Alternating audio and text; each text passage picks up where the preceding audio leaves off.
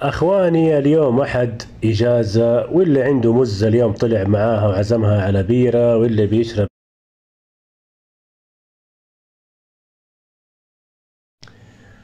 أخواني اليوم أحد إجازة، واللي عنده مزة اليوم طلع معاها وعزمها على بيرة، واللي بيشرب لوحده يشرب.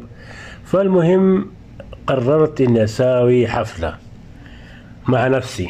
هذا تمر من الإمارات جايبه معايا، وهذه زهورات أخواني جاتني هدية من الجزائر. خطيرة جدا، خطيرة جدا، تنزل الضغط وتحافظ على صحة الإنسان وتخليك تخرج من جو الكآبة. وهذه على فكرة تنمو لوحدها في الجزائر في الأحراش، ولا أحد يهتم فيها. أحلى وأطعم وأحسن، ويعتبر علاج لأي إنسان مهموم وحيد عنده ضغط وعنده اكتئاب. وهذا ترمس. في البداية كانت الحفلة في إني أسويها في السكن ما أخرج. بعدين قررت كنت خليني أغير الجو بدل جو الاكتئاب اللي إحنا فيه، فقلت أحط هنا الزهورات وأخرج لأقرب نهر عندي من الدار. طبعا هذا علشان لا يبرد البراد. وهذه الحلاوة آخر حلاوة عندي، طيب اسمها كابريس مدريش، أطعم حلاوة دقتها لهذه السنة. وهذه قرعة شراب. يا شباب لا نضيق على بعض، شباب ونفهم بعض إحنا. فهذه يا أخواني 300 ملي، ما تسكر كثير، عارف، تسكيرة خفيفة كده تنسى شوية الهموم والمشاكل. في اللي حابب يشاركني احتفالي يوم الأحد فالله يحييه، الآن ححرك وأروح للنهر القريب مننا وأفضفض وأتكلم مع نفسي. عمري ما كنت أتوقع في يوم من الأيام إنه يحصل معايا زي كذا. أنا بطبيعتي اجتماعي وعندي علاقات كتير وأصحاب كتير في النادي، في المدرسة، في حينا. لما جيت ألمانيا هنا اتفاجأت بكمية الاكتئاب الموجودة في أوروبا. وصلت للنهر الآن أفرش فرشتي وأحط الزهورات ونفضفض مع بعض. في اللي حابب إنه يشاركني أفكاري حيا الله. وكالعادة أحبابي ما في أحد يبي يجلس معايا، وحقيقة معذورين، لأنه أنا ما أقدر أعتب على أحد وأغصبه يجلس هذه الأجواء الكئيبة إلا كلها وحدة على ضفة النهر لوحده. هنا أخواني في أوروبا وتحديدا في ألمانيا عندك خيارين لا ثالث لهما: يا إنك تتعايش وتندمج مع المجتمع الأوروبي اللي أنت عايش فيه، وأنا ما أسميه اندماج، أسميه انصهار. حتسألني تقول لي كيف يعني؟ أقول يعني حتعيش زيهم زي ما هم مساوين. لازم يكون عندك مدامة، مزة، جير فريند، بنوتة تسأل عنك وانت تسأل عنها، ويوم الأحد ويوم السبت تاخدها على حصان أبيض وتطير بجناحين طبعا وتعزمها على أقل الواجب بيرة. هنا المشروبات الروحية والكحولية رخيصة جدا. طيب نسأل الله العفو والعافية، اللهم عافينا منها. فإذا ما عزمتها على بيرة أقل الواجب يعني هي يمكن ما تقبل لك، مو كل البنات يقبلوا بالبيرة يعني، لأنه فيها نسبة الكحول متدنية منخفضة. فأنت إيش تبغى بالضبط يعني؟ حتى ما تبغى تعزمها على بيرة ما يصير يا أخي، خلي عندك شوية ذوق يا أخي. طيب هذا أول حل. الحل الثاني إنك تاخد الطريق اللي أنا اتخذته، يا إنك تقضيها نوم سبت وأحد، يا إنك تتصاحب مع الغابات والأشجار وتصير تمشي زي الخبل لوحدك. حتتفاجأ إنك لوحدك تخاف. يعني ايام الاسبوع تلتقي في شباب ماشيين، بنات رايحين وعندهم دراجاتهم، ويمشي سويدي هرولة. تلقى تلقى بنت يعني حاطة سماعات الهيدفون وتسمع موسيقى وتمشي من جنبك، يعني تحس في حياة. الأحد والسبت ما في أحد، ما في نفاخ النار، لوحدك زي المجنون. فأنا ساعات أروح للغابة لوحدي، ساعات أروح لحديقة، ساعات أقعد جنب النهر اللي جنب بيتنا، وهي معدية زي كذا. ما في خيار تالت، ما عندك خيار تالت. صدقوني يا أخوان، صارت علاقة وطيدة من كثر ما أجلس جنب النهر هذا. صرنا أصحاب. فاليوم في الأسبوع يعني، أو اليوم اللي هو يوم السبت والأحد، إذا ما جيت عند النهر يصير يسأل عني، تخيلوا.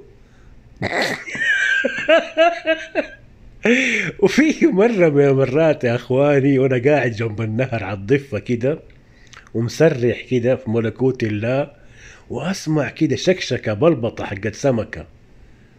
أطل قلت والله سمكة، واو انبسطت شوية يا أخواني لما قربت منها، واللي طلعت لي حورية النهر. يا مسكت راسي قلت معقول؟ ليش دحين انت مكدبني؟ ليش؟ لو سمحت يا اخي، لو سمحت. مو علشان انا طيب تتمادى علي وتقول كذاب. طيب انت ليش مصدق انه في حورية بحر؟ في حورية نهر يا اخي. اسأل اخوك قسورة. من كتر ما اجلس على النهر تجيني افكار، ترى ما اقول لك هي وما اشرح لك هي.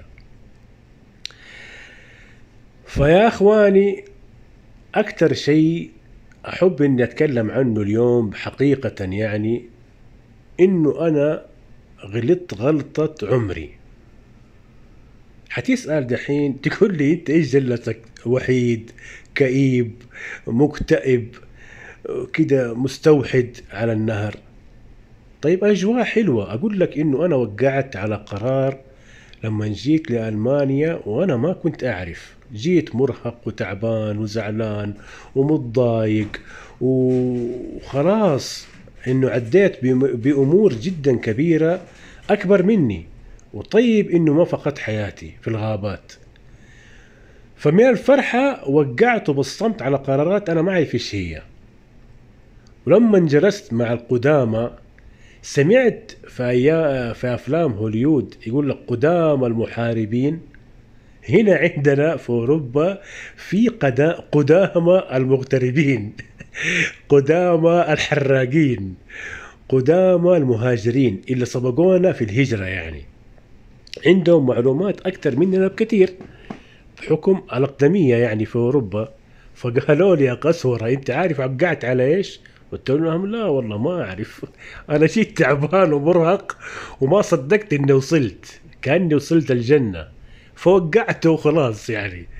قالوا لي انت وقعت على قوانين دستورية من ضمنها انه يحق للدولة الألمانية ياخدوا ابنائك منك في يوم من الايام لو ما احسنت تربيتهم، لو عنفتهم، لو ضربتهم، لو ما دخلتهم المدرسة، لو ما حافظت عليهم. فطلعت كده قلت لهم طيب يعني موضوع صحيح خطير، بس ما يستوجب القلق هذا كله يعني. الحكومة حتاخدهم مني ليش يعني؟ فمع الأيام ومع الاستماع للقصص الكثيرة اللي بنسمعها هنا ومع المشاهدات، وقتها عرفت إنه أنا غلطت غلطة عمري وما عندي خيار تاني. إذا أنا ما وقعت حقعد بدون أوراق، فلازم أوقع، لازم أقبل، ولازم أتكيف وأتعايش وأعدي هذا الموضوع. ما أقدر، لأنه قانون دستوري ما أقدر أغيره أنا ولا غيري. ولو اجتمعوا آلاف مؤلفة خلاص اتوقع، وكل دول أوروبا موقع عليه قانون واحد. لكن في دول ما هي مطبقته، في دول متساهلة فيه زي فرنسا، يعني يحدروك مرة واثنين وثلاثة، وإذا قومت محامي تقدر تسترد أبنائك. لكن زي السويد وزي ألمانيا وزي أسبانيا ما تسترد أبنائك لو تبيض. وتقوم محامي وانت اصلا انسان مفلس لاجئ، ففلوسك وراتبك اللي تدوك هي كمساعدات ما تكفيك لاخر الشهر، فمن فين حتجيب راتب المحامي هذا اللي حتقومه يترافع عنك؟ فالموضوع ما هو بسيط. طيب مع الايام يا اخواني وصرت شايل الهم وكل اسبوع سبت واحد طيب اتمشى زي المجنون افكر، لانه هذا الموضوع يا اخواني غير كل خططي وكل اللي كنت راسمه لحياتي مستقبلي يعني.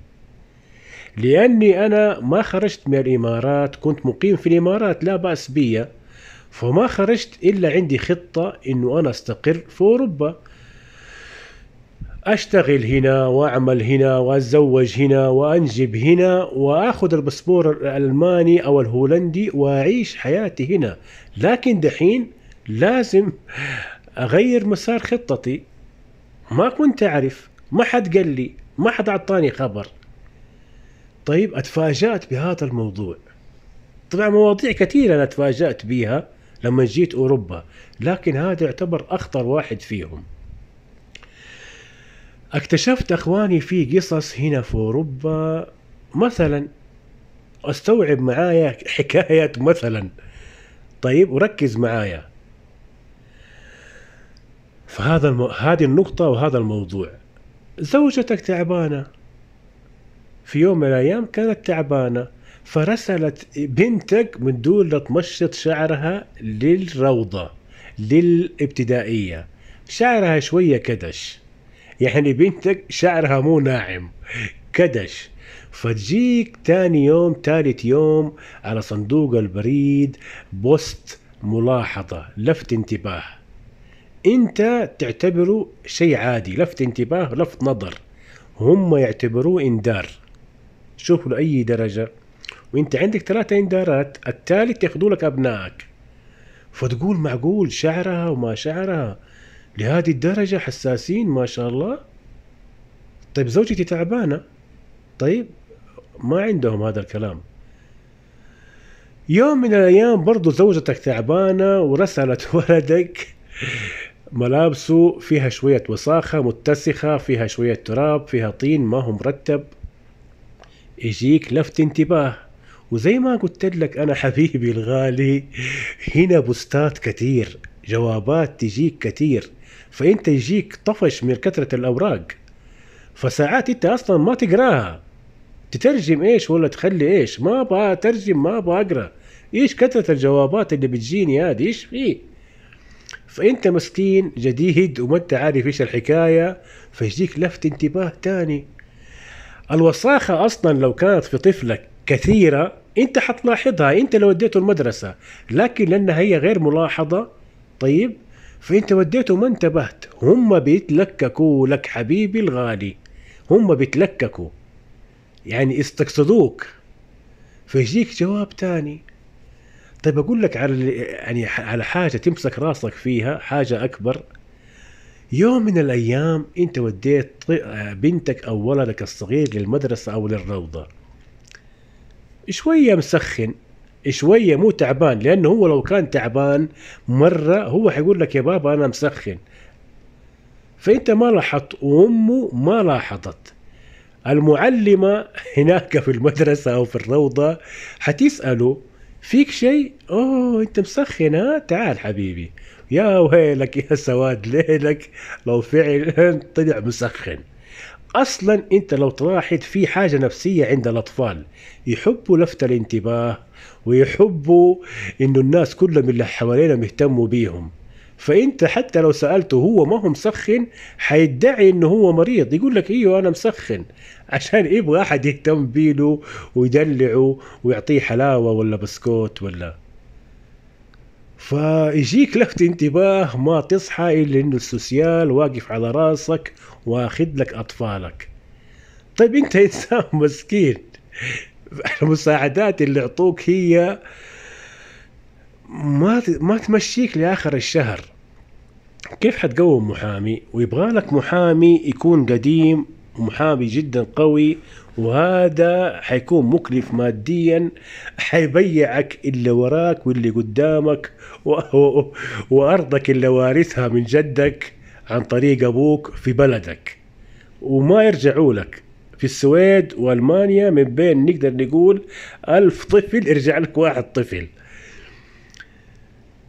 أبغاك حبيبي الحراق أو المهاجر أو اللي تفكر تجي على أوروبا تحط هذه المعلومة في راسك لوجه الله. خش على اليوتيوب، محرك البحث يوتيوب أو في التيك توك أو في الفيسبوك، وأكتب اللي أقول لك هو الآن: السوسيال يخطف الأطفال، السوسيال يسرق الأطفال، السوسيال يأخذون الأطفال.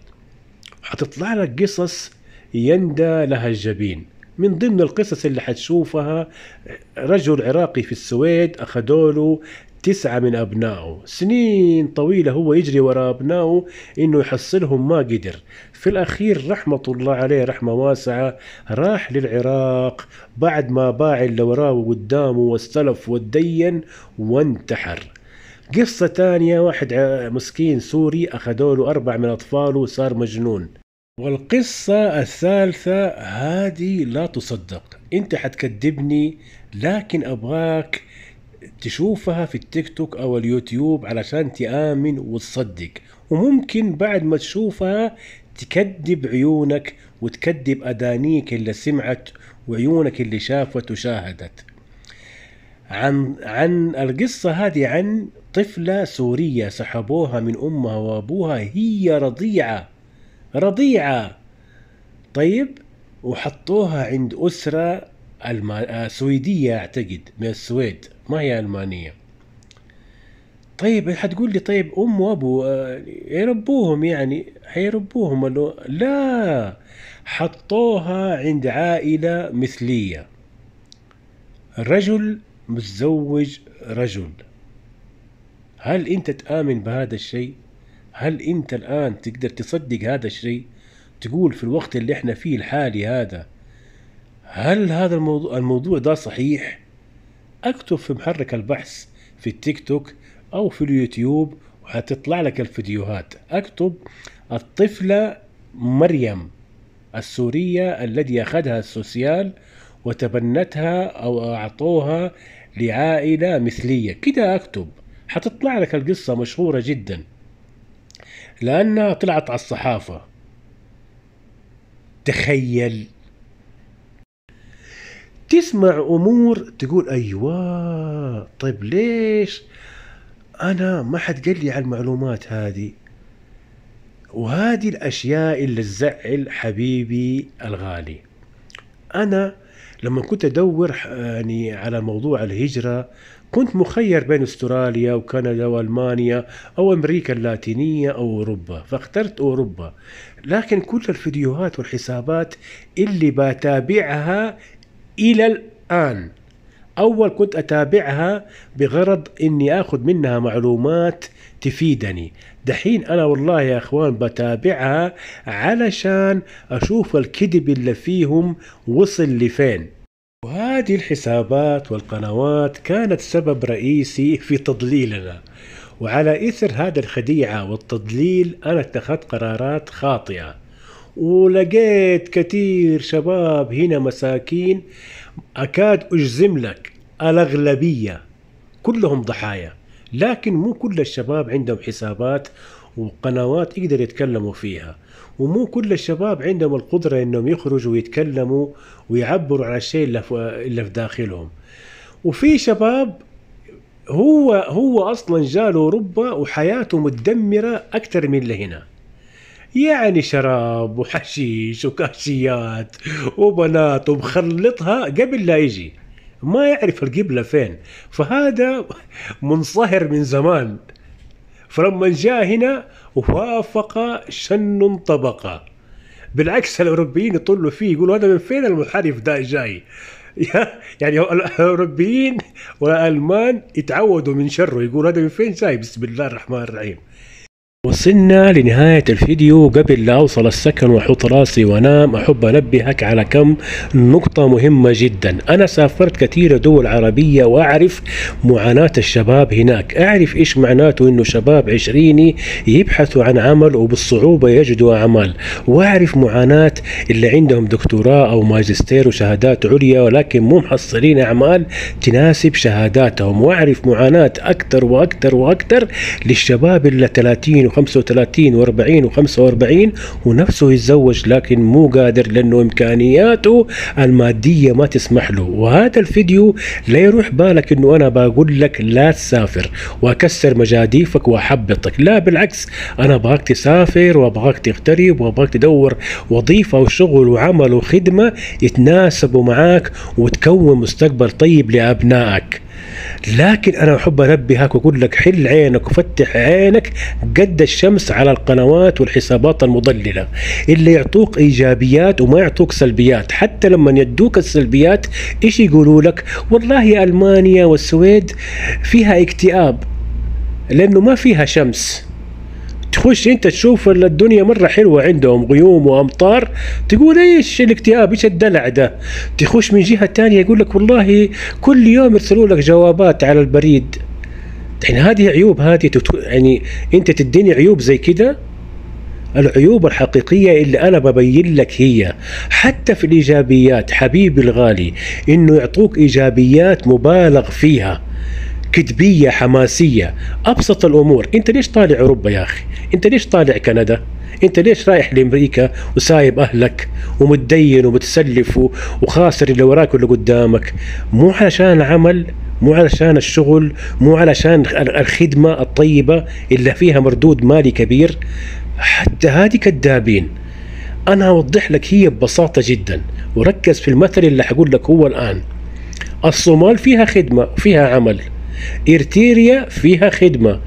طيب تخيل حتى أوغندا الشرقية ولا الديمقراطية ترى فيها خدمة. وازيدك من الشعر بيت، ترى بورما وبنغلاديش فيها خدمات وفيها شغل. طيب فمستحيل يجيك قسورة في قناته ويقول لك والله ألمانيا وفرنسا ما فيها خدمة.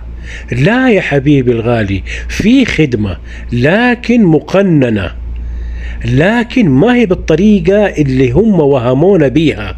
والفلوس موجودة ومال أوروبا لأوروبا، هدول أذكى ناس على سطح الكرة الأرضية. الأوروبيين دول الشجر اللي انت شايفهم أبو عيون زرقاء يعرفوا الفلوس من فين تجي وفين تنصرف. فمال أوروبا لأوروبا في أعمال لكن ما هي بالطريقة اللي هم وصفوا لنا هي. يا أخي حمسونا وأعطونا إيجابيات، استلفنا ودينا وبعنا الذهب حق الأهل، وفي ناس من الحراقين صاروا حرامية وشفارين كله من أجل إنه يحرقوا لأوروبا، لأنه هو في اعتقاده الحراق إنه بعد 6 شهور بعد سنة حيطلع اللي خسره ويسدد دينه. يا أخي في ناس وصلوا لأوروبا ب35,000 وفي ناس 18,000 يورو و10,000 يورو، تسمع مبالغ تبكي. أنا أعرف إيش معناته 150 مليون 140 مليون جزائري كيف تتجمع، وقعدت مع الشباب الجزائري وأعرف إنه مبلغ كبير جدا. ممكن مسكين الشاب الجزائري يقعد 5 سنوات 4 سنوات علشان يجمع 150 مليون. تقوم أنت تضحك عليه وتخليه يبيع اللي وراه واللي قدامه ويدفع 5 سنين شقى عمره ويجي فرنسا ينام في الشارع في الأزقة. هذا اللي أنا أحب إني أنبهك عليه وأقول لك فتح عينك، انتبه، لا تغفل على هذه القنوات. تبى تتابعهم تابعهم طيب، لكن كون حذر. في أعمال في أوروبا وفي شغل في أوروبا لكن مقنن وتحت أنظمة وقوانين صارمة جدا، والأرزاق بيد رب العالمين. ترى حتى بنغلاديش زي ما فهمتك والصومال ترى فيها أعمال وفيها شغل، والرزاق هو الله.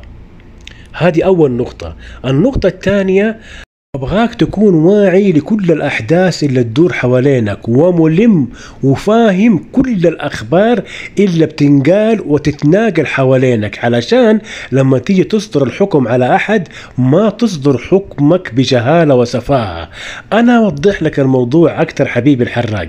ما يصير أنا وياك وغيرنا من الحراقين العرب اللاجئين في أوروبا نقول على أوروبا يا أخي والله قوانينهم ما فيها حقوق إنسان، يا أخي والله ظلمة، والله ظلمونا وبهدلونا وكسرونا وخسرونا فلوسنا. أقول لك وقف وقف استوب، أنا فاهمك إنه أنت غلطان وفين غلطك. جيب لي مسؤول أو مسؤولة أوروبية طلعت في قناة إخبارية أو في صحيفة وقالت يا عرب تعالوا، أو ترى عندنا خدمة كثير. يا أخي ما باك تجيب لي مسؤول أو مسؤولة، جيب لي يا أخي يوتيوبر، جيب لي إنسان عادي زيك زينا يعني إنسان عادي ما هو مسؤول في الدولة، قال في اليوتيوب أو في التليجرام أو في الفيسبوك يا عرب ترى الخدمة تطايش والفلوس تطايش وعندنا خدمات كتير وعندنا أعمال كتير وحنزوجك أحلى بنت في باريس. ما قال هذا الكلام إلا ضحك عليك عيال عمك بني جلدتك الناطقين بلغة الضاد. أفهم مين هو خصيمك ومين هو عدوك. الأوروبيين ترى واضحين جدا وعندهم شفافية في قوانينهم أكثر حتى من أمريكا. أنا عايش في ألمانيا وبشوف ولا يجرمنكم شنآن قوم ألا تعدلوا أعدلوا هو أقرب للتقوى. عندهم حب للعمل وعندهم إخلاص في العمل وعندهم شفافية في العمل وعندهم حب للعمل، وبالعكس عندهم قوانين ما هي موجودة في أي مكان في العالم. قوانين جميلة، وهم ما ضربوني على يديني أنا وغيري. لما جيت ألمانيا أو أنت جيت لأوروبا وقعت وبصمت على أوراق غصبوك يا أخي. لو غصبوك أو إذا أنت جبت لي واحد مسؤول قال لنا تعالوا وإحنا جينا وتضررنا، ترى تقدر تقوم محامي وتخسر دولة، مو تخسر شخص واحد. السويد نفسها تعوضك، فرنسا نفسها تعوضك، يعطوك حقك وزيادة، لكن ما تقدر تجيب، ما عندك إثبات. اللي ضحكوا علينا عيال عمنا. لازم تفهم الحكاية هذه، لأنه أنت لو فهمتها حتتخذ قرارات كثيرة، وأقسم بآيات الله حتصير نقطة تحول في حياتك زي ما صارت جواتي أنا نقطة تحول. أنت لا تكون نايم في العسل وتسبسب في ناس هم مساكين. يا أخي حتى من باب النكتة تقبل واحد يجيك في المغرب ولا في الجزائر ولا في تونس ولا في مصر، يجيك واحد فرنسي يقول لك والله هذا القانون مو عاجبني يا أخي غيره. فأنت إيش تقول له وقتها؟ تقول له انقلع الباب يفوت جبل. جايني في مصر أنت ولا جايني في الجزائر تبي تغير قوانين بلدي؟ مو كفاية أنا مستقبلك؟ تخيل إنه حتى هذه الكلمة الأوروبيين ما قالوها. الكلمة حقت التمنن هذه اللي أنا قلتها دحين، مو كفاية أنا مستقبلك ومستحملك، ترى الأوروبيين ما قالوها. بالعكس هم بيحطوا قوانين لأن هم بحاجتنا، هم بيوفروا لنا سكن ويعطونا معاشات آخر الشهر. ترى هم بحاجتنا، ما يقدروا يقولون اطلعوا برا، لكن هم بيحاولوا ينظموا السيل الكبير المليوني هذا حق الحراقين اللي من كل مكان نازل على أوروبا، علشان لا تصير الحكاية فوضى. إلا ضحكوا علينا من الأخير يا أخي، خلتني أعصب. إلا ضحك عليك ولد عمك، تبي تفهمها ولا لا؟ اللي عنده مرض اسمه عقدة الخواجة، اللي يستقيل دايما بذاته. هدولي أنا صنفتهم حبيبي الغالي بمرضين. عنده عقدة الخواجة، يشوف كل حاجة جاي من الغرب هي أحسن شيء وهو ولا شيء. وتاني شيء عنده جلد الذات، تلقاه دائما يسب في بلده. يا أخي بلدي وإن جارت علي عزيزة. يسب في أهل بلده، يسب في عيال عمه، يسب في الناس اللي في بلده. ترى والله مسخوها، الموضوع زاد عن حده. طيب أقول لك على حاجة، حتى البنات ما سلموا من شرورهم. يا أخي امدح في الأوروبية. طيب يا أخي عندك الحق تمدح في أوروبا زي ما تبغى. يا أخي ليل نهار سبح في أوروبا، أتكلم عن أوروبا، قول يا شيخ اللي بتقوله. ترى أنا ماني زعلان. أنت لما تمدح فرنسا أنا ليش أزعل يعني؟ بالعكس هذا حرية رأي، أمدح في السويد، أمدح في النرويج، أمدح في ألمانيا، لكن شوية في الفيديو نفسه يقلب الموجة. مو زي اللي عندنا، مو زي نتوعنا، ولما تتقدم لها تطلب منك مهر. يا أخي المهر ده ربنا شرفها فيه، هذه أختك يا هبل يا مغفل، هذه أختك وهذه بنت عمك وبنت خالتك، المفروض ما تقبل أحد يتكلم عنها. يا حمار، لين نهار ما سلمت من شرك. طيب إيش لها أقول لكم على حاجة تفهموا إنه هم مفلسين وتافهين وسفلة، سفلة والله سفلة. أي إنسان يساوي هذه الأشياء، يصب في بلده ويصب في أهل بلده ومو عجبته بلده، وحتى البنات مو سالمين من شره، ترى هذا إنسان سفيه جاهل. أنا أديك الإثبات. أنت زعلان دحين من إيش؟ من بلدك، الأعمال ما لقيتها، والله ماني ملتقي شغل. طيب آمنت بالله يا أبوي، خلاص صدقناك. ليش بتغلط على بنات بلدك؟ هذا اللغز، انت لو فكيت لي الرموز حقت اللغز هذا صدقني انا حقبل راسك. لكن انا اقول لك هي من الان هذا مريض نفسيا، هذا يشوف عقدة الخواجة، كل حاجة من الخواجة. يا اخي لو تفل عليه الخواجة، حاشاكم يا اخواني، لو تفل عليه الخواجة هو مبسوط. خواجة تفل عليها، يا اخي ايش القرف ده؟ والله يا شيخ انا باكل في نفسي ليل نهار كيف أنا انخدعت وضللت. لكن لحكمة ربنا رايدها. نهاية الفيديو، إذا عجبك الفيديو فأتمنى تشترك في القناة، والمعذرة على الإطالة وأنا صوتي انبح، ممكن ما يجيني النوم دحين، يعني الساعتين اللي قعدتها جنب النهر فرحان بيله والطبيعة والغزالة صارت رايقة دحين طارت، فهم الفيديو الغريب هذا. السلام عليكم.